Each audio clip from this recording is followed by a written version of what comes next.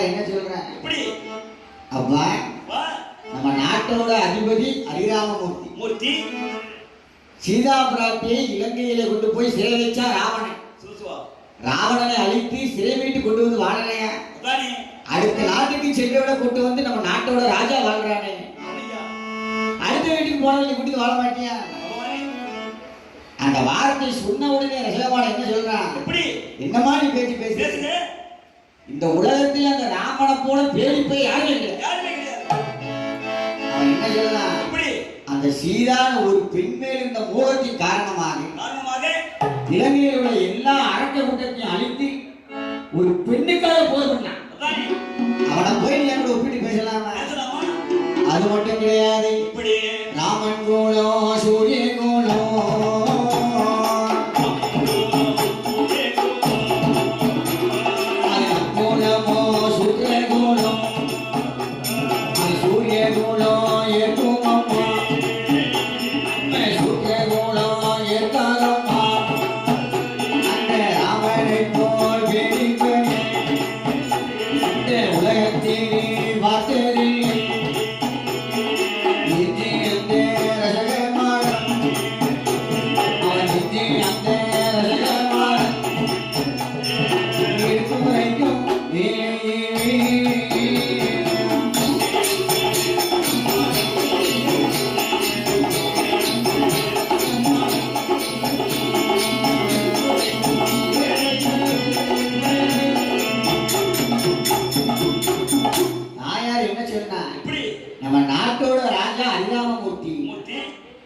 மனைவி சீதாவை அடுத்த நாட்டுக்கார கவர்ந்து போயிட்டான்.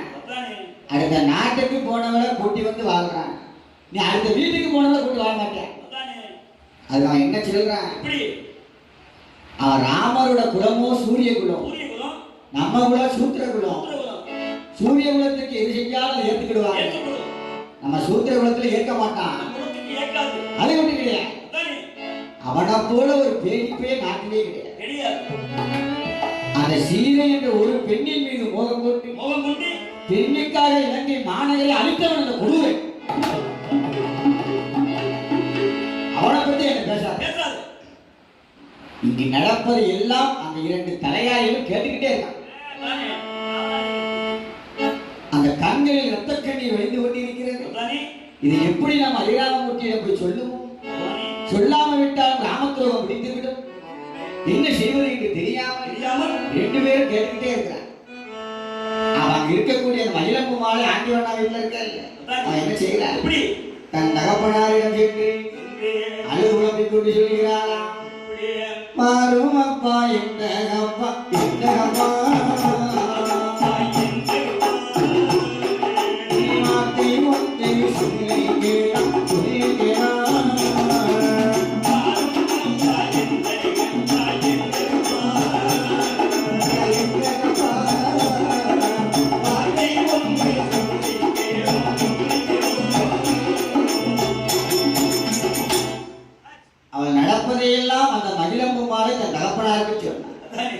அப்பா, நான் அழுக்கு துணி வாங்கி வருவதற்கு தாமதமாகிவிட்டது.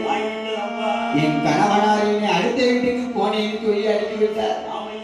இனிமேல் இந்த உலகத்திலே நான் உயிர் வாழ வேண்டுமா என்று அழுது குழம்புகிறார். அப்போ தகப்ப என்ன சொல்றான்? அம்மா ஒன்று கவலைப்படாது, நம்ம இனத்தினத்தார்கள் எல்லாம் கூட்டி நாளைக்கு ஒரு பஞ்சாயத்து வைப்போம். அந்த பஞ்சாயத்து பேசி உனக்கு எப்படியாவது கணவனாக சேர்த்து வச்சிருக்கேன் என்று அவன் என்ன சொல்லுகின்றானா? அஞ்ச வேண்டாம் மழைய வேண்டாம் மழைய வேண்டாம்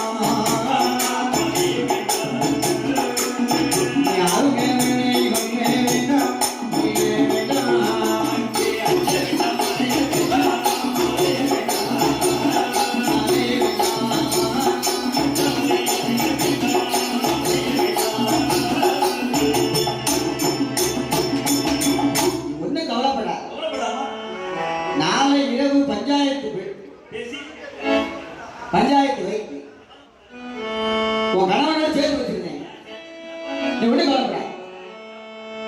என்று ஆற்றி தேற்றி ஆதல் வார்த்தைகளை சொன்னான். இந்த இரண்டு காவலாளிகளும் இங்கு நடப்பதையெல்லாம் கேட்டுக்கொண்டு மறுநாள் காலையிலே ஹரிராமமூர்த்தியின் அரண்மனைக்கு போறாங்க. அங்க ஹரிராமமூர்த்தி அரண்மனைக்கு சென்று ராம பகவான் தன் அரியாசனத்தில் அமர்ந்து கொண்டு 20,000 காவலாளிகளையும் பார்த்துக்கிட்டு இருக்கிறார். எல்லாரும் சந்தோஷமா இருக்கிறார். இந்த வண்ணார் தெருவுக்கு சென்ற 2 காவலாளி முகத்திலே மட்டும் சோகம் இருக்கிறதா? அத பார்த்த உடனே என்ன சொல்றார்? அப்பா, இந்த ஹரிராமமூர்த்தி கையிலே கோதண்டம் இருக்கும் வரைக்கும் யாருக்கும் கவலைப்பட வேண்டாம்.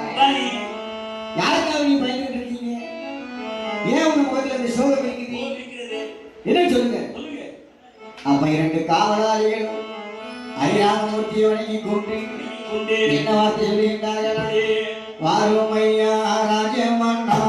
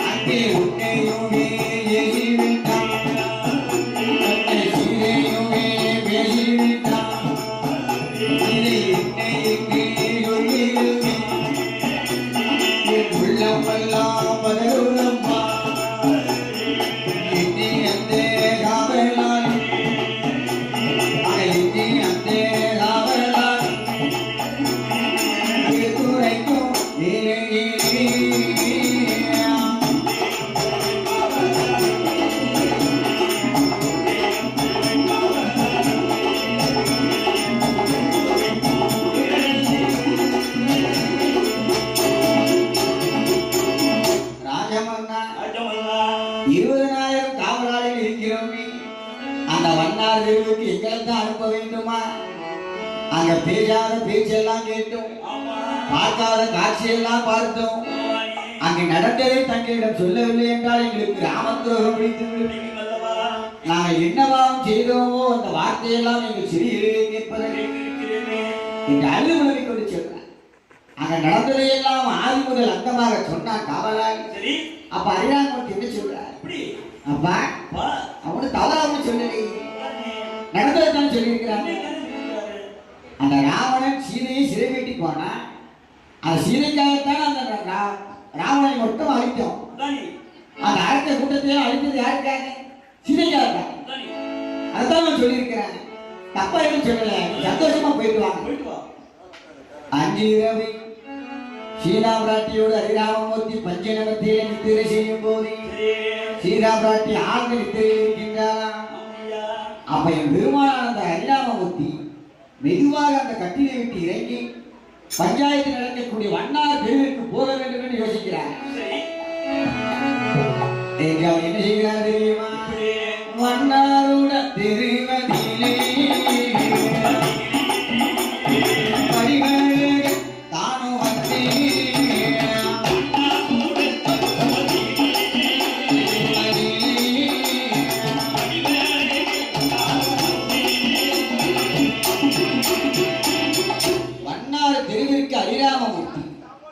ஊர்காக்கும் ஒரு காவலாளி போலே ஒரு வேஷம் போட்டு அவங்க தெருவில் இருக்கக்கூடிய ஒரு குட்டிச்சுவத்து ஓரத்தில் நிற்கிறார். யாருக்கும் தெரியாம அந்த சுவர் ஓரத்திலே ஒளிந்து நின்று ஹரிராமமூர்த்தி பார்க்கிறாரு. அங்கே அந்த பஞ்சாயத்து கூடி நடந்துகிட்டு பஞ்சாயத்தில் இருக்கக்கூடிய பெரியவாள்கள் எல்லாம் அந்த ரசகமாடை அழைத்து சொல்கிறாங்க, அடே ரசகமாடா, உன் மனைவி மகிழம்பு மாலையோ 6 மாத கர்ப்பவதியா இருக்கிறார். நம்ம நாட்டில 16,000 தெருக்கள் இருக்கு. அத்தனை தெருக்கையிலும் அழுக்கு துணி வாங்கியும் சாப்பாடு வாங்கி வருவதற்கு கொஞ்சம் தாமதமாகத்தான் செய்யும். அதை அறியாமல் உன் மனைவியை அடித்தது உன் பேர்ல ஒரு குத்தம். நீ அடிச்சேன்னா உன் மனைவி அவன் அப்பா வீட்டுக்கு போயிருக்கலாம், அடுத்த ஆண்டிவண்ணா வீட்டுக்கு போனது அவர் பேர்ல ஒரு குத்தம். அதான் என்ன சொல்றாங்க, அவ செஞ்ச குத்தத்துக்கு வேணா 2,000 போட்டு அவராதான் போட்டுரும், உன் மனைவி சேர்த்து வச்சு வாழுங்க. என்ன சொல்றான்? எப்படி என்னப்பா நீங்க தான் பெரியவங்களா, 2,000 போட்டு நான் அவராதான் கொடுக்கிறேன், அடுத்த வீட்டுக்கு போனவன் நான் கூட்டி வந்து வாழ மாட்டேன். அந்த பெரியவாளும் அதையே தான் சொல்றான். ஹரிராமமூர்த்தி வேற நாட்டுக்கு சென்றவரை கூட்டி வந்து வாழ்றான். நம்ம நாட்டோட ராஜா ராவணன் சிறை வீட்டு போனவளை அந்த சீதா பிராட்டியை கூட்டி வந்து வாழலையா? நீ அடுத்த வீட்டுக்கு போனவளை ஏப்பா கூட்டி வாழ மாட்டேங்க. அங்கேயும் அந்த ரசகமாடன் சொல்லுகிறானா, ராமனுடைய குலம் சூரிய குலம், அவங்க செய்வதெல்லாம் நியாயமாகி போகும். நம் குலமோ சூத்திர குலம், சின்ன தப்புனாலும் பெருசாக்கிடுவாங்க. இனிமே நான் அவனை கூட்டி வந்து வாழ மாட்டேன். அவன் சொன்ன உடனே அவன் என்ன சொல்றான், நான் அடிச்சேன் என் மேல குத்தம் தானே, நான் ஒத்துக்கிறேன். நான் அடிச்சா அவன் அப்பா வீட்டுக்கு போயிருக்கலாம், அவன் அண்ணன் வீட்டுக்கு போயிருக்கலாம், அவன் தங்க வீட்டுக்கு போயிருக்கலாம். ஆனா அடுத்த ஆண்டியவன் வீட்டுக்கு எதுக்கு போனான்? கரெக்டா பிடிக்கல பாண்ட. எத்தனை வீடு இருக்கு, சொந்த சொந்த வீட்டுக்கு போயிருக்கலாம். என் பரம எதிரி ஆண்டிவன்னா அவன் வீட்டுக்கு எதுக்கு போனான்?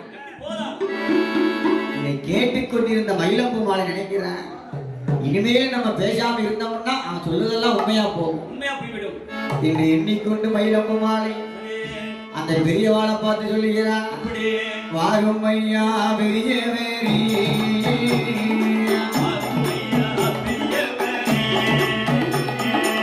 ஆயிலையான் வார்த்தையே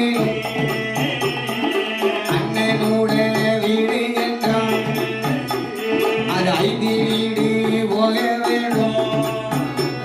என் தங்கையோட வீடு என்றான், அது 6 வீடு போக வேண்டும். என் மாமனோட வீடு என்றான், அது 8 வீடு போக வேண்டும். இன்றி அந்த மயிலம் போவான், அது இன்றி அந்த மயிலம்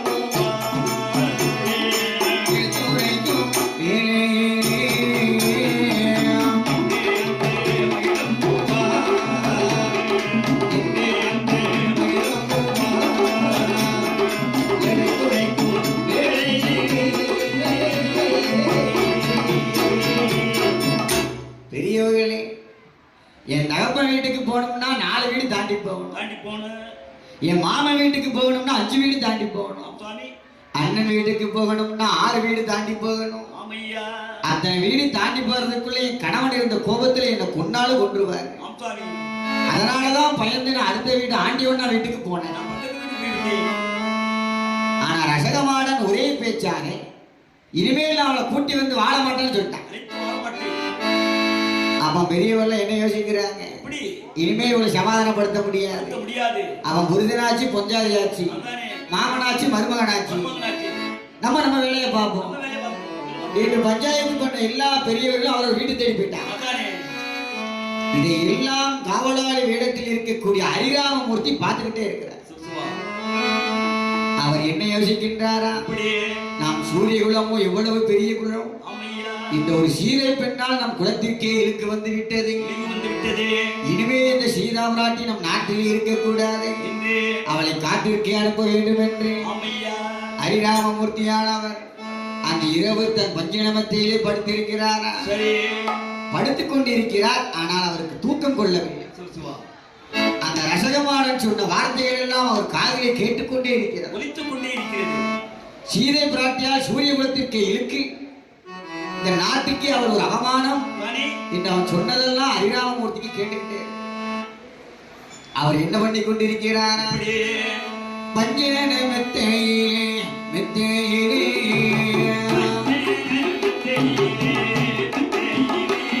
அவர் படுத்துறங்கி கொள்ளும் போதே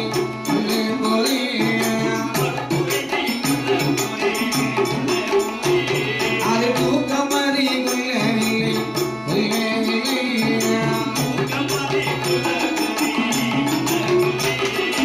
உறக்கமறி பிடிக்கவில்லை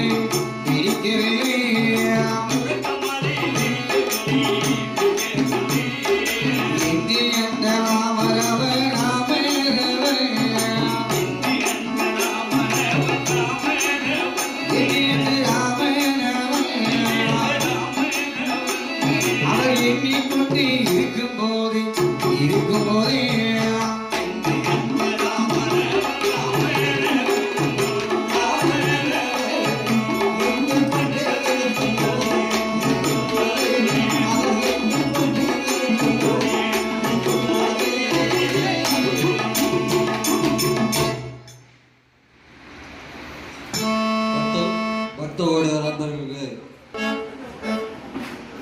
ஹரிராமமூர்த்தி அவர் பஞ்சனையிலே படுத்திருந்தாலும் அவர் உறக்கம் பிடிக்கவில்லை. சீதையால் நம் சூரிய குலத்திற்கு இழுக்காகிவிட்டது.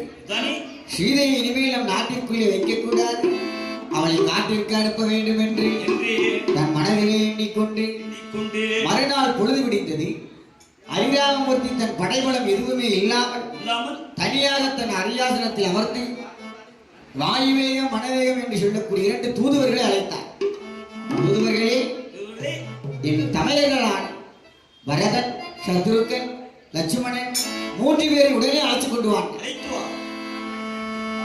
அவர் சொன்ன மாத்திரத்திலே 3 தமையன்மார்கள் அங்க வந்தார்கள். அங்க பரதனை பார்த்து சொல்கிறான், என் ஆசை தம்பி பரதாழ்வார்,